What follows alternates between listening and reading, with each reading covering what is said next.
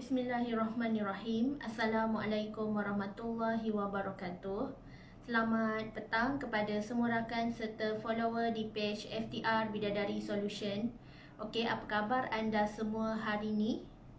Okey, Soleha doakan agar semuanya dalam keadaan sihat walafiat, sentiasa diberikan kemudahan dan juga kelancaran dalam setiap urusan yang kalian lakukan. InsyaAllah dipermudahkan oleh Allah Subhanahu Wa Taala, insyaAllah. Okey, boleh tolong share dan boleh tolong kongsikan laju-laju Soleha punya link page live pada petang ini, supaya lebih ramai orang yang mendapat sebaran ilmu yang bermanfaat. Hari ini Soleha nak share tajuk pahala mengalir tak putus. Selalu kita dengar ada 3 je kan. And then hari ni Soleha nak share ada 7 dan lebih lagi sebenarnya. Apakah perkara yang menyebabkan pahala mengalir tak putus? Selalu kita dengar 3 kan. Hari ni Soleha nak share 7 perkara yang boleh kita lakukan agar pahala tu mengalir tak putus-putus. Walaupun telah meninggal dunia, tetap mengalir saham pahalanya, insya-Allah. Okey, sebelum tu jom sama-sama kita berselawat, berdoa semoga Allah memberkati majlis ilmu kita pada petang ini, insya-Allah. Allahumma salli ala Sayyidina Muhammad wa ala alihi Muhammad. Allahumma salli ala Sayyidina Muhammad wa ala alihi Muhammad. Allahumma salli ala Sayyidina Muhammad wa ala alihi Muhammad. Bismillahirrahmanirrahim. Allahumma ftah alaina hikmataka wa ansyur alaina min khazaini rahmatika ya arhamar rahimin. Rabbi shrah li sadri wa yassir li amri wahlul 'uqdatan min lisani yafqahu qawli. Amin ya Allah ya Mujib. Hai, waalaikumsalam Kak Mariam, hai Kak Syawira, hai Kak Mun, hai Umi Hendon, hai Kak Idah Rizwan, hai Kak Julina, dah berwajah baru warna biru Okey, alhamdulillah, insya-Allah Soleha akan berkongsi tajuk yang menarik pada hari ini. Apakah 7 perkara yang menyebabkan pahala mengalir tak putus-putus? Selalu anda dengar 3 kan? Waalaikumsalam, hai Angga Masyita, thank you Kak Mun dan yang lain-lain yang tolong share Soleha punya live pada petang ini. Okey, yang pertama, pahala yang akan sentiasa mengalir andai kita waktu dekat dunia ni selalu sebarkan ilmu, selalu berkongsi ilmu, selalu menyebarkan manfaat ilmu. So Allah telah janji orang yang menyampaikan walau hanya 1 potong ayat, insya-Allah pahalanya akan mengalir tak putus-putus. Sebagai contohlah, pada masa ni waktu PKP, semua bekerja dari rumah. Dan ada, Soleha tengok ada cikgu, dia berusaha untuk sediakan bahan di channel YouTube untuk kemudahan anak-anak menggunakan aplikasi YouTube, tengok video melalui YouTube. So, itu adalah salah satu cabang bagaimana pahala tu boleh mengalir tak putus-putus. So, banyaklah pahala orang yang berusaha untuk bermanfaat, untuk memberi khidmat kepada ramai orang, and then dia suruh orang subscribe. So, pahala tu akan mengalir tak putus-putus. Amal jariah kita dalam menyebarkan ilmu, berkongsi ilmu. So, itulah kelebihannya bila kita sebarkan ilmu, kita buat dakwah, kita selalu sharing, buat ilmu FB Live, itu adalah pahala mengalir. And then, bila satu hari nanti kita dah meninggal dunia, orang tengok balik live kita, orang baca balik buku kita, orang baca tulisan kita, so pahala tu akan still mengalir walaupun kita dah masuk ke dalam liang lahat. Okey, yang kedua adalah anak soleh-solehah yang ditinggalkan. Sebab tu ibu bapa sangat penting untuk memberikan pendidikan yang sangat baik dalam kehidupan kita. Ajarkan ilmu agama Islam, ajarkan akhlak, ajarkan adab dalam diri mereka, supaya hidup anak-anak kita ni berlandaskan Islam. Jangan sampai mereka ni jadi orang yang tak ada adab, kurang ajar, kurang agama Islam, kurang pengetahuan dalam Islam, hukum hakam semua tak tahu, solat tak jaga. So, doa daripada anak soleh-solehah inilah saham buat ibu bapanya, di mana pahala mengalir tak putus buat ibu bapa yang telah meninggal dunia.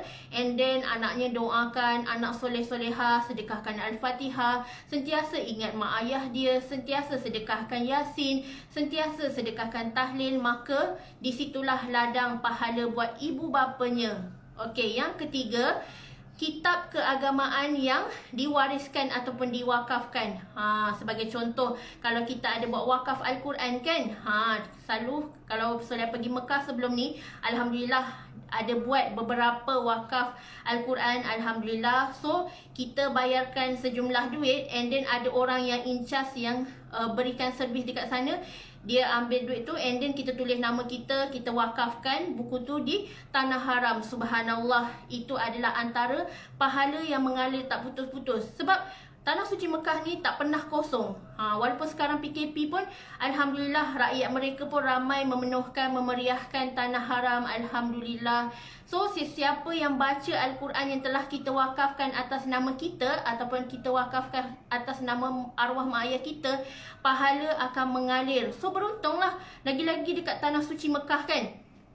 Kelebihannya, bila kita wakafkan Al-Quran di sana, sebabnya pahala di Tanah Suci Mekah adalah 100,000 kali ganda berbanding pahala dekat Malaysia ni.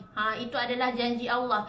Di mana orang yang baca Al-Quran, Al-Quran yang kita sedekahkan, kita wakafkan tu, maka gandaan pahala akan berbalik dekat kita 100,000 kali ganda. Sebab tu orang pergi Mekah, berebut-rebut sedekah, berebut-rebut hulur makanan, berebut-rebut nak wakaf Al-Quran seberapa banyak.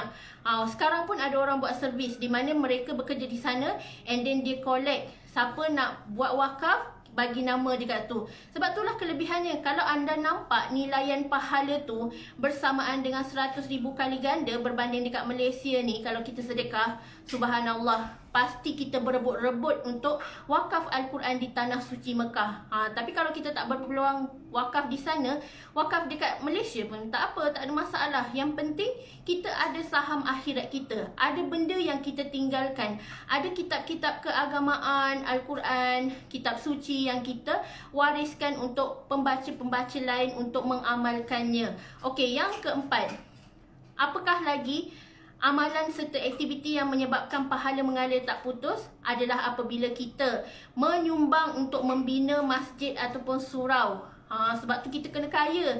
Sebab tu Solehah ulang banyak kali, jom kita kaya sebab kita nak bina masjid. Jom kita kaya sebab kita nak sumbang untuk bantu bina surau di kampung kita. Inilah saham akhirat kita. Cuba bayangkan kalau satu hari solat Jumaat tu yang datang situ adalah 1,000 orang. Masya Allah, banyaknya pahala kita. Pahala kita yang mengalir sebab kita sediakan tempat ibadah, kita bina masjid, kita bina surau untuk mereka beribadah kepada Allah Subhanahu Wa Taala. Pahalanya mengalir tak putus. Sentiasa dimakan. Kita ada anak cucu cicit pun tak habis. Masjid tu tak luak pun, dan malah makin besar, makin ditambah baik. So siapa-siapa yang ada duit lebih, bolehlah sedekahkan ataupun wakaf 1 lot ke 2 lot ke. Sekarang kan banyak ada yang buka bagaimana kita nak wakafkan untuk bina masjid, bina madrasah ke. So disitulah kelebihannya, pahala mengalir tak putus-putus. Okey, yang kelima, pahala mengalir tak putus buat orang yang sentiasa menyediakan rumah musafir, tempat persinggahan. Contoh macam RNR, contoh macam pondok-pondok di tepi RNR tu kan. Kadang-kadang orang berhenti untuk makan, untuk solat, untuk rehat sebentar. So disitulah pahala mengalir tak putus. Sebab tu kita kena kaya. Kita kena kaya, kita kena ada banyak duit supaya kita boleh infakkan harta kita ke jalan Allah. Ni ramai orang mindset dia, tak naklah kaya, aku kaya nanti aku lupa diri. Siapa suruh kau lupa diri kan? So kita jagalah, jadilah kaya yang beriman, jadilah kaya yang bertakwa. Contohi Ustaz Abid Yu, di mana banyak sedekah, banyak belanja orang untuk bayarkan sewa rumah orang, banyak bantu dari segi kelengkapan rumah. So inilah yang kita nak contohi. Jangan kita contohi orang yang negatif, jangan kita contohi orang yang salah, tetapi jadilah kaya yang beriman, kaya yang bertakwa, kaya yang dermawan, bantu orang lain. Inilah yang Islam terapkan kepada kita supaya kita boleh memberi memberi khidmat dan juga infak kita kepada orang yang lebih memerlukan. Okey, yang keenam, sungai yang kita bina, sungai ke, titi ke, lombong ke, ataupun apa sahaja tempat air untuk kegunaan orang ramai kan. Contoh kalau dekat Selangor ada masalah pengairan, masalah perparitan, and then kita banyak duit. Contohlah kalau kita jutawan kan, kita banyak duit, Allah berikan kita rezeki, and then kita pun sedekahkan dengan memberi khidmat untuk menyediakan titi, membina jambatan, and then kalau kita ada duit lebih, kita bina sungai untuk bantu pengaliran dan juga pengangkutan dekat kawasan kampung kita. Contoh kawasan pedalaman, kawasan orang asli, tak ada perkhidmatan yang cukup. Sampan pun tak boleh nak lalu dekat sungai sebabnya ada kesukaran demi kesukaran. So, sungai yang dialirkan untuk orang ramai ni sebenarnya ibarat sungai mengalir tu, ibarat itulah pahala kita mengalir. So jangan rasa berkira-kira, jangan rasa kedekut, jangan rasa tak perlulah nak jadi kaya. Kita perlu kaya, umat Islam perlu kaya. Saidina Ali juga seorang yang kaya. Sebab tu dia sumbangkan, dia infakkan semua harta dia untuk peperangan, untuk agama Allah. Sebab tu kita kena kaya, sebab itu kita kena banyak duit untuk bantu memudahkan urusan masyarakat kita, agama kita, bangsa kita untuk kegunaan orang ramai. Bukannya kita guna untuk kepentingan diri, tetapi kita lebih fikir kepada keuntungan orang ramai, di mana orang nak lalu, contoh nak pergi daripada satu kampung ke kampung, and then tak ada pengangkutan, tak ada titi, tak ada jambatan, tak ada jejantah. So kita sediakan dengan hasil daripada perniagaan kita yang sangat-sangat barokah ni, kita bantu untuk menambah baik kehidupan orang lain. Okey, dan yang terakhir, harta yang disedekahkan. Ni selalu kan ramai yang tahu. Kita kalau kita nak pahala mengalir tak putus-putus, banyakkan sedekah, banyakkan amal, banyakkan bayar zakat, banyakkan infak harta kita ke jalan Allah. Lagi-lagi kita di bulan Zulhijjah ni, kalau ada rezeki lebih, boleh join untuk melakukan ibadah korban. So ibadah korban ni sangat-sangat dituntut oleh Islam, di mana di situlah kita mengalirkan kita punya hasil untung kita, perniagaan kita untuk dikorbankan.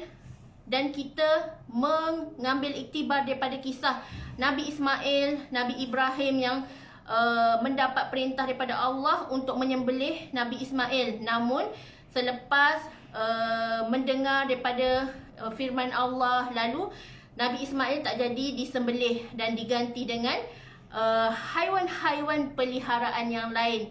Sebabnya Allah nak test masa tu, adakah Nabi Ibrahim pada saat itu sanggup untuk menyembelih anaknya semata-mata nak mendengar kata-kata Allah, nak menuruti perintah Allah. Rupa-rupanya Nabi Ibrahim sanggup, sebab dia adalah Nabi yang patuh. Dia adalah Nabi yang sentiasa dengar cakap Allah. So, dekat situ Allah dah uji, dah Allah dah nampak dah ketulusan hati seorang bapa, sanggup untuk mengorbankan anaknya, untuk sembelih anaknya. Saat itu walaupun anak tu sangat disayanginya, namun kerana menurut perintah Allah, lalu dia ingin menyembelih Nabi Ismail. And then Allah pun turunkan perintah untuk gantikan sembelihan Nabi Ismail tu dengan haiwan lain yang boleh kita makan, sebagai contoh ayam, lembu, unta, lagi apa. So inilah dia iktibar daripada kisah-kisah sebagaimana pengorbanan Nabi, pengorbanan kita sebagai umat Islam. Adakah kita sanggup bersusah payah demi Islam? Adakah kita ni sanggup berkorban demi agama dan bangsa? Tak nak tengok orang susah sorang-sorang, kita bantu, kita hulurkan bantuan kita dengan apa yang kita ada. InsyaAllah, the more you give, the more you get back. So kalau anda nak pahala mengalir tak putus-putus, jaga 7 perkara yang sudah listkan tadi tu. InsyaAllah sama-sama kita jana saham akhirat kita. Kumpul pahala banyak-banyak. Kadang-kadang kita tak tahu antara banyak-banyak amalan yang kita buat, mana satu amalan yang boleh menyebabkan kita masuk ke syurga. Dan Allah sendiri seru kepada kita, kalau kita buat amalan ni, hendaklah kita ikhlas kerana Allah Ta'ala. Jangan harapkan balasan, jangan harapkan imbalan daripada apa yang kita buat. Ikhlaskan hati kita, kita lakukan ibadah, kita lakukan pengorbanan ni hanyalah kerana Allah Ta'ala, lillahi ta'ala. Sebarkan ilmu, lillahi ta'ala. Bersedekah, lillahi ta'ala. Infak harta ke jalan Allah, lillahi ta'ala. Semuanya kerana Allah Ta'ala. InsyaAllah hidup kita akan aman, damai, bahagia dunia dan akhirat, insyaAllah. Okey, Solehah doakan agar anda semua beroleh rezeki yang melimpah ruah, rezeki barakah, rezeki yang mengalir tak putus-putus, insya-Allah.